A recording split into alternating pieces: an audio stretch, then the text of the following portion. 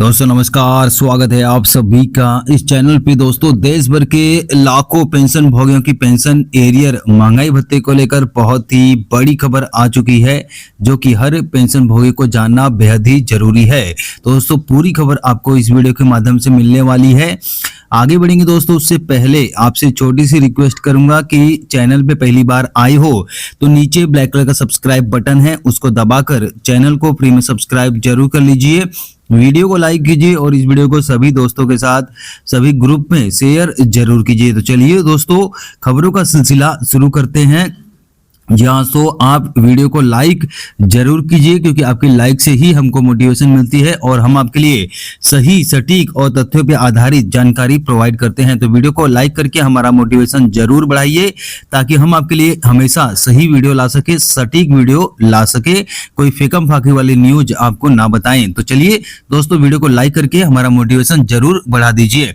तो चलिए दोस्तों, यहाँ पे सबसे पहली बड़ी खबर आ चुकी है देश भर के लाखों पेंशन भोगियों के लाइफ सर्टिफिकेट को लेकर। जी हाँ, तो बहुत ही बड़ी खबर है। जैसे कि आपको पता होगा कि पेंशन पाने के लिए आपकी पेंशन हर महीना आपको सुचारू रूप से मिलते रहे, इसके लिए हर साल आपको लाइफ सर्टिफिकेट जमा करना पड़ता है। 1 नवंबर से यह प्रक्रिया शुरू हो जाती है। जो 80 साल के नीचे के कम के पेंशन भोगी हैं, तो ऐसे पेंशन भोगी के लिए 1 नवंबर से यह प्रक्रिया शुरू होगी। वहीं पे 80 साल या उसके ऊपर के जो पेंशन भोगी हैं, तो उनके लिए 1 अक्टूबर से यह प्रक्रिया शुरू हो जाती है। लाइफ सर्टिफिकेट आपके लिए भरना जरूरी होता है।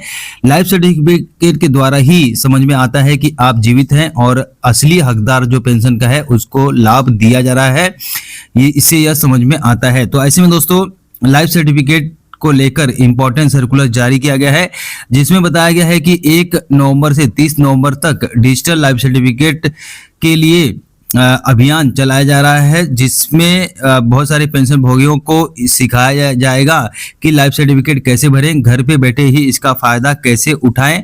फेस ऑथेंटिकेशन के माध्यम से आप लाइफ सर्टिफिकेट को कैसे भर सकते हैं घर पे बैठे ही। आपको कहीं पे भी जाने की जरूरत नहीं है, बैंकों में लाइन लगाने की जरूरत नहीं है, या फिर किसी भी सर्विस सेंटर पे या फिर साइबर कैफे में जाने की जरूरत नहीं है। आपको कुछ भी पैसा खर्चा करने की जरूरत नहीं है। आप अपने मोबाइल से लाइफ सर्टिफिकेट को घर पे बैठे ही भर सकते हैं। तो 1 नवंबर से यह प्रक्रिया शुरू होने जा रही है, लेकिन पेंशन भोगियों के लिए 1 अगस्त से सिखाने की प्रक्रिया शुरू हो गई है। यानी कि इसके लिए कार्यशाला आयोजित की जा रही है जगह जगह पे, जिसके द्वारा पेंशन भोगी सीख सकते हैं और घर बैठे ही अपना लाइफ सर्टिफिकेट भर सकते हैं। वहीं पे एक अलर्ट जारी किया गया है भारत सरकार की तरफ से, जिसमें कहा गया है कि लाइफ सर्टिफिकेट के नाम पे पेंशन भोगियों को ठगने का जो है तरीका स्टार्ट हो जाता है। पेंशन भोगियों को ठगने के लिए साइबर अपराधी एक्टिव हो जाते हैं। लाइफ सर्टिफिकेट भरने के नाम पे वे ठगते हैं। तो एकदम सही तरीके से भरें, किसी भी जालसाजी की शिकार ना बने। कोई भी अगर आपको OTP मांगता है आपसे, तो आप उसको OTP ना दें, नहीं तो आप ठगी के शिकार हो सकते हैं। तो लाइफ सर्टिफिकेट के साथ साथ यहाँ पे केंद्र सरकार ने अधिसूचना जारी की है कि आप जो ठगी है उनसे सावधान रहें। वही दोस्तों अगली बड़ी खबर आ चुकी है देश भर के लाखों पेंशन भोगियों के लिए। पेंशन और पेंशन भोगी कल्याण विभाग ने एक इम्पोर्टेंट सर्कुलर जारी किया है, जिसमें कि जो भारत सरकार के सचिव हैं वी श्रीनिवास ने कहा है कि सरकार का लक्ष्य पेंशन से जुड़े मामलों को जल्दी और सही तरीके से हल करना है, ताकि पेंशन भोगियों को बार बार कोर्ट ना जाना पड़े। उन्होंने बताया कि पेंशन विवाद ज्यादातर इस वजह से बढ़ते हैं, नियमों की अलग अलग समझ, पेंशन और पारिवारिक पेंशन में देरी और समान हालात वाले पेंशन भोगियों की पेंशन में फर्क। तो ऐसे में पेंशन विवाद बढ़ते हैं और पेंशन भोगी कोर्ट का रुख करते हैं।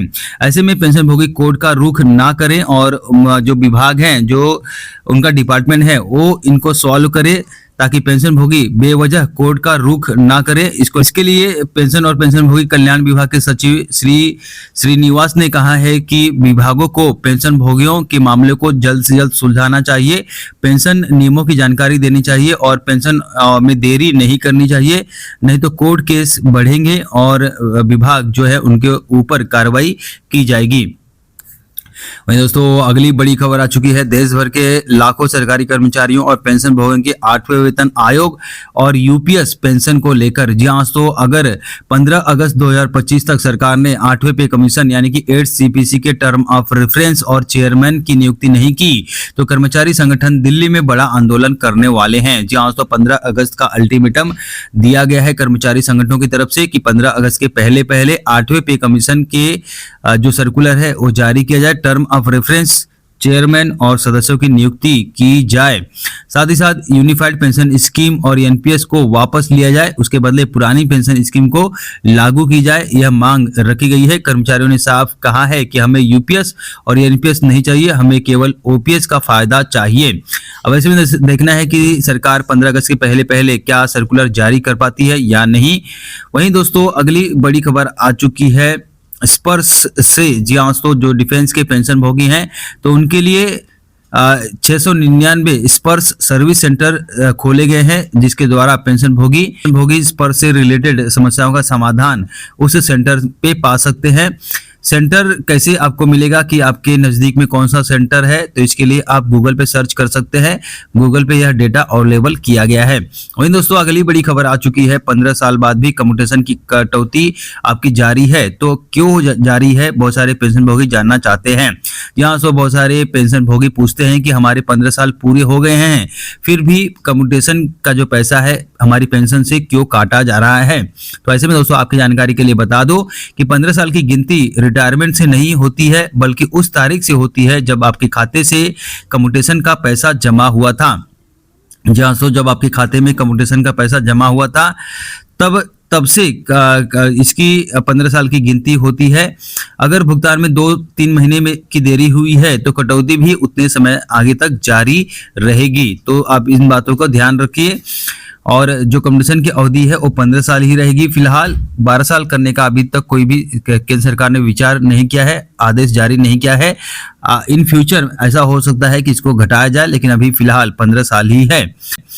वहीं दोस्तों अगली बड़ी खबर आ चुकी है, पेंशन भोगियों से नहीं की जाएगी रिकवरी। जी हाँ तो बहुत सारे पेंशन भोगी दुविधा में रहते हैं कि सरकार ने रिकवरी के नोटिस भेज दिए हैं, बैंकों ने रिकवरी के नोटिस भेज दिए हैं। लेकिन दोस्तों आपकी जानकारी के लिए बता दूं कि सुप्रीम कोर्ट और हाई कोर्ट में जो फैसले आए हैं तो उसमें कहा गया है कि पेंशन भोगियों से रिकवरी नहीं की जाएगी। यहाँ पे रफीक मसीह के मामले को हवाला बनाकर यहाँ पे सभी कोर्ट है जजमेंट देते हैं, जिसमें कहा जाता है कि पेंशन भोगी जो चतुर्थ श्रेणी है या तृतीय श्रेणी के हैं तो उनकी पेंशन से रिकवरी नहीं करनी है। तो दोस्तों अगर आपको भी नोटिस आया है तो आप इस कोर्ट केस का हवाला देकर इस रिकवरी से बच सकते हैं।